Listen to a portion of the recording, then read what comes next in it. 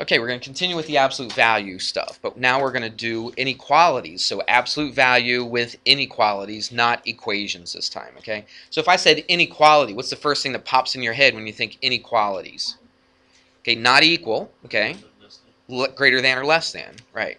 So that's what we're thinking about when we think of inequalities. Let's see if I can,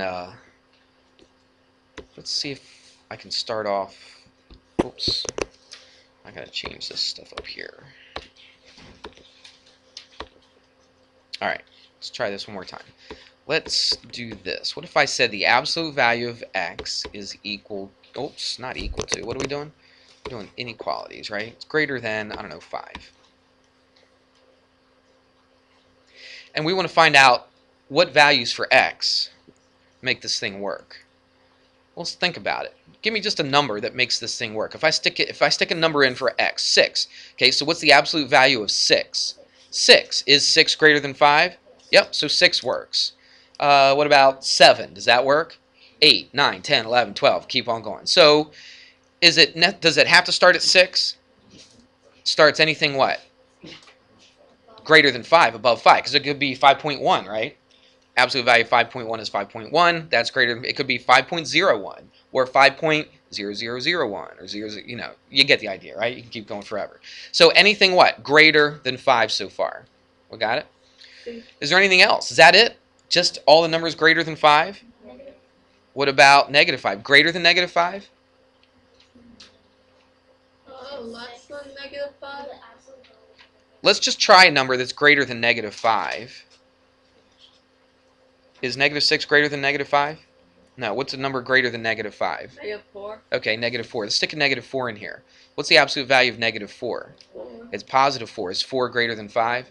No, it's not. So it's not all the numbers that are greater than negative 5, because negative 4 doesn't work, does it?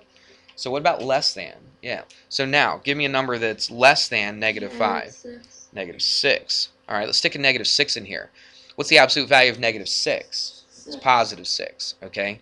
And is positive 6 greater than 5? Absolutely. So let's figure out what our possible answers are here. So we said x is greater than 5. That's one possible answer, right? And what was the other possible answer? X is what? Less than negative 5. Would you agree that that works? I could pick any number bigger than 5, stick it in here, and it makes it work. I could take any number that's less than negative 5, stick it in here, and it's going to make this thing work. You know what I mean by making it work? Okay, sometimes people say it satisfies the equation, or in this case, it satisfies the inequality. It makes it work, yeah. So let's think of what we want to do here. What did we do? This looked just like this, didn't it? Except for the fact that what did we do? Took away the inequality, or took away the absolute value, right? Took away the absolute value. Everybody see that? That looks exactly the same as this, except we just took away the absolute value. What do you think we did here? We changed the sign like we did on the equals, didn't we? But what else did we do? We changed the inequality, didn't we? Flipped the inequality. So instead of putting greater than, we put what? Less than. So what do we do to the first one? We keep it exactly the same. If you want to jot that down in your notes, write it down. The first one, we keep the same. With what exception? It's kind of an obvious exception. What's the exception? We get rid of the absolute value, all right? Because we get rid of the absolute value on both of these, all right? But the first one, we keep it looking just the same. What about the second one? What do we do to the second one? We change the sign like we did before, right? And we do one more thing. Change the inequality, right? Change the direction of the inequality. Some of you guys have been saying flipping the inequality, and that's fine. I understand what you're saying. But I usually say just change the direction. That's a little bit more specific, I think. Okay, we change the direction of the inequality. We good with that? All right. So that's really the only thing different that we do today than we did before. Now watch. They're also going to ask you, I believe, well, it says solve the inequality. Yeah, and they want you to write it as a, what do we call that thing? Forget it already. We talked about it before. Yeah, the interval notation. That's what it was. I had a brain cramp there for a second. We want to write our answer in interval notation. So how do we write it in interval notation? If I said x is greater than 5, tell you what, let's graph it, just because that helps us with our interval notation, I think. Right? Because our answers are going to be in interval notation. So if we graph it, x is greater than 5, so put a 5 right here, and x is what? Less than negative 5. It's going to be here. So it's greater than 5. It's not or equal to, so it's open. Let's do that in a different color. So it's open at 5, and it's everything where? Shaded to the right, correct? Okay, just darken it in. Come on, get that little bit right there. There we go. All right, so that's what it looks like on the graph. And then it says x is less than negative 5, so what does that look like? It looks like this, and then it's everything shaded to the left, right? Or correct. I shouldn't say right because it's left. So how do we write that interval notation now? We write negative infinity to negative 5, open at both ends, and then we write 5 to positive infinity. And what do we put in between? Union. So that is the way that they want you to write the answer.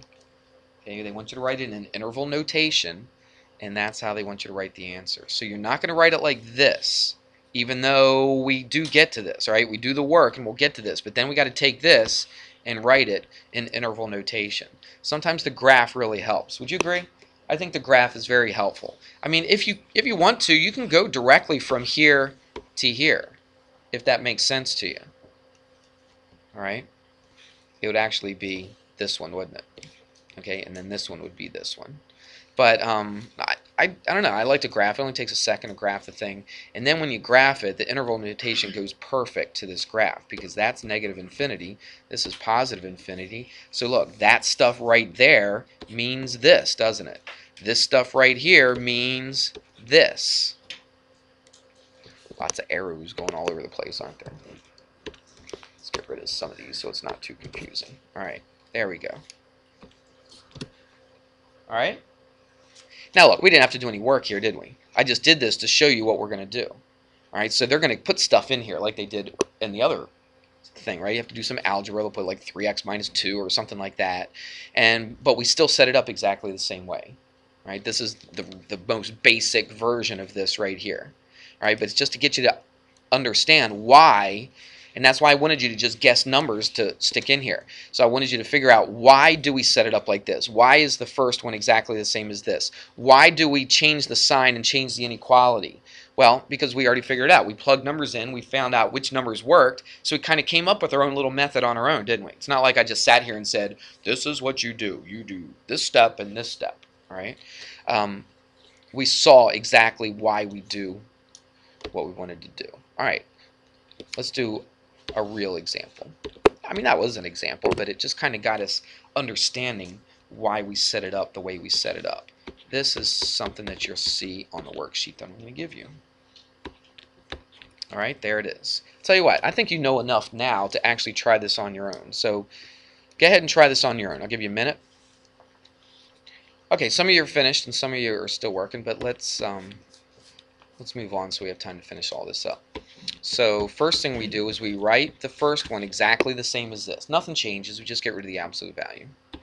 So I guess something does change, okay, but we write it pretty much like this except for the absolute value. Then this one, the left side stays the same, but what do? We change the direction of the inequality. It was less than, now it's greater than, and we change the sign on the right-hand side. Got rid of the absolute value. So really there's three things you have to change on this, right? Get rid of the absolute value, change the inequality, change the sign. Right here there's two things. Get rid of the absolute value, and actually that's it. One thing we change, okay? We just get rid of the absolute value. We good? Now the rest is easy. Let's just do this. So that's 2x is less than 6 divided by 2. X is less than, oops, what am I doing? 3. All right, so that's one value. It's a heart. So what's a heart? Valentine's What? Day. Which one's a heart? Which one? Less than The less than 3? That's a heart? 3. Yeah. Is it? If I put it right next to him, I guess. That's a little stretch, but yeah, okay. If you want to believe it's a heart, sure. I did that on purpose because I love you guys so much. That's why. All right. It's Valentine's Day. It is Valentine's Day, you're right. So we've got 2x greater than negative 8 divided by 2. So x is greater than what? Negative 4. But we want to write it in interval notation. You guys that finished, did you write it in interval notation? Does it help doing the graph? I don't know. Doesn't okay, you don't need it if you really don't, if you don't want it, but put the smaller number here, put the bigger number here. X is greater than -4. Let's see, am I doing that right? Oh, okay, I was looking at, there's a part B, I was looking at the part B answer, and they switched the inequality. I was like, wait a minute, I'm doing something wrong. Yeah, so it's greater than -4, so that means, let's do this another color, let's go back to yellow. All right, so it's greater than -4, so you put an absolute value here, and it's everything to the right. But it's also what? Less than 3. So you can't just keep going forever. Where do you stop? You stop right before you get to 3. So it's everything shaded where? Just in between those two, right? So that's pretty helpful. I think it's helpful doing the graph here. I really do. I would suggest that you do that. You don't have to unless it says, but I think it's very helpful. So what's our interval notation thing? It's just a parentheses, -4, comma 3, and then that would be your answer right there. Okay, so what's circled right there is your final answer. Now what they do in the book is this. They take this thing right here, they say what's the difference between this, which is less than 7, and then they change it to greater than to see just what it's going to look like. Okay, so let's do it real quick. 2x plus 1 greater than 7. 2x plus 1 less than, whoops, forgot the 1, less than, what? -7. Subtract a 1 is 6, divide by 2, that's 3, but its x is what? Greater than 3. Subtract a 1 is -8, divide by 2, it's -4, so its x is what? Less than -4. Well, what does that look like? It looks a little different, doesn't it? All right, put the -4 here, put the +3 right there, and it says x is less than -4 this time, so it's going to look like this, isn't it? And in greater than +3, so it's going to look like this. And so now, what's our thing look like? It's -infinity to -4, and then this is 3 to +infinity, and a union in between. See the difference? When they go to the outside like this, you have that union because they don't intersect. Right? So it's this one and this one, two different directions. On the other one, and that's just a little slight difference. The other one just said less than. This one says greater than. You see the difference? So if it's less than, guess what your graph's going to look like? It's going to be in between the two. Right. If it's greater than, where's it going to go? It's going to go to the outside. Everybody notice that on the other one? Yeah. Okay. Let's do, yeah, we have time. Let's do one more, and then I'm going to show you a couple special cases. And I'll let you try this one again on your own. Hope you're really trying them. This is for your benefit. That's an absolute value right there. Should make that a little bit taller. That's a 2 minus 7m. In absolute value, -1 is greater than 4. Alright, I'll give you a minute to try that one.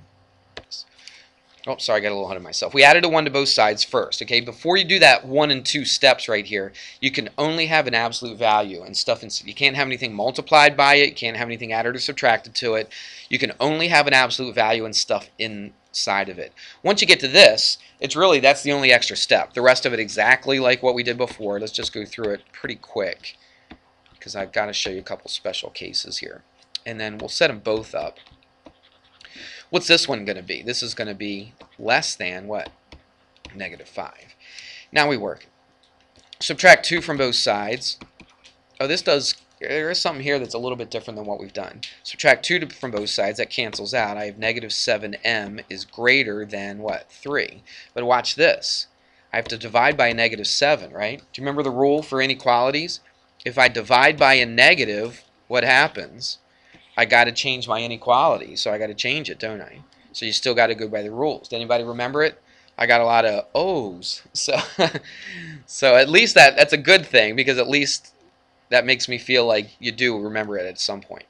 All right, so we divided by a negative, so you have to change that inequality. So this is going to be m is less than -3/7. Okay, let's do the same thing over here. Subtract a 2 from both sides. You get negative 7m is less than negative 7. Divide by negative 7. And so m is greater than, because we divided by a negative, you got to change the inequality, right? So we change it. We started off with greater than, change it to less than, then we change it back to greater than, right? Just can't make up our mind, can we? So, but we're just going by the rules, right? So you divided by a negative, so you have to change it, and that's a positive 1. And again, I think it's very helpful just to do a short, quick little graph of this to help you put it in interval notation. The smaller number is negative 3/7, isn't it? And the bigger number is positive 1. It says m is greater than positive 1. So we put parentheses here, and we go everything to the right. And this is parentheses at negative 3/7 and everything to the left. And now we're ready to write it in the interval notation. This is negative infinity to negative 3/7. And this is 1 to positive infinity. You should be getting used to that part now, right? That shouldn't be a big deal. And that would be your answer right there. Okay? We got about 5 minutes, so let's go through 3 special cases. And I probably won't do an example for each of them, but I want you to see them. So 3 special cases. Let's look at the first one. The first one is if you had something like this, 2 minus 5x. That's an absolute value, and it says greater than or equal to negative 4. Now let's think about this a little bit. It doesn't say just equal to negative 4, does it? What if it just said equals negative 4? What would my answer be? No solution, okay? But watch this. Whatever number you put into this, what kind of answer are you going to get? As far as the signs are concerned, a positive answer. Would you agree? Because I'm going to take the absolute value of it. Now let's think about this. What positive numbers are greater than or equal to, but greater than or equal to negative 4?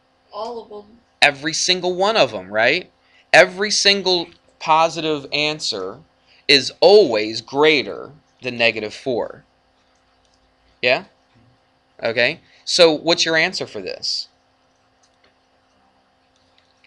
Yep. All the numbers, right? Every single number possible. I mean, think of the... Yep. I could put any number in here at all. I could, whatever is going to make this positive. Let me see this. Since the absolute value is negative. Yep. Yep, it doesn't matter what kind of number that you put in here. You could put a big negative number. You could put a big positive number. It doesn't matter what you get in here. This will always, always, always, no matter what number you put in for this, okay, it'll come out to a positive answer. Would you agree? Doesn't matter what number you stick in here, because your answer is going to be either negative or positive. But when they take the absolute value of it, the absolute value will always be a positive. A positive number will always be greater than a negative number. So that means what? That means I could pick any number I want in the whole world to stick in here. Okay? So let's think of all the numbers. If I had a number line, what's all the numbers? All the numbers are every single number on the number line, isn't it? From where to where? From negative infinity all the way to positive infinity, right? So how would I write that in interval notation? Parentheses, negative infinity. It's starting to look like an 8. It's supposed to be an infinity. To what? Positive infinity. That looks a little better. That looks too much like an 8. Deformed fish. Deformed fish? There we go. I don't know. My 8s are weird. My infinities are weird. But that would be your answer right there. That's our first special case. Let me move on because we're running short on time. What if we had something that looks like this?